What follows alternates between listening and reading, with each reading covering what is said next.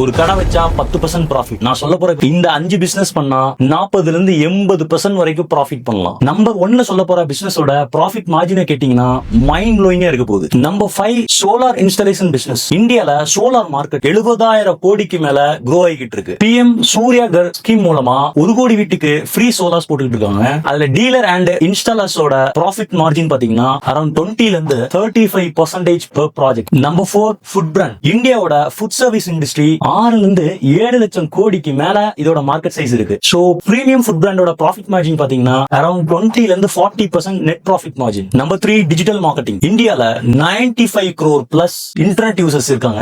இப்ப எல்லா பிசினஸ்க்கும் டிஜிட்டல் பிரசன்ஸ் மேண்டேட்டரி ஆயிருச்சு. டிஜிட்டல் மார்க்கெட்டிங் ஏஜென்சிஸோட ப்ராஃபிட் மார்ஜின் பாத்தீங்கன்னா அரௌண்ட் 30 ல இருந்து 60% as a ப்ராஃபிட் மார்ஜின். இந்த மாதிரி இன்ட்ரெஸ்டிங்கான டேட்டாஸ் அண்ட் பிசினஸ் பத்தி தெரிஞ்சுக்கணும்னா நம்ம சேனலை ஃபாலோ பண்ணிக்கோங்க. நம்பர் 2 இதுதான் என்னோட மோஸ்ட் ஃபேவரட் பிசினஸ் கூட சொல்லலாம். SaaS business. Software as service. $350 billion plus சொன்னா நம்ப முடியுமா? இந்தியால 1000 சாஸ் ஸ்டார்ட்அப்ஸ் ஆக்டிவா இருக்கு. இதோட plus zero raw material cost.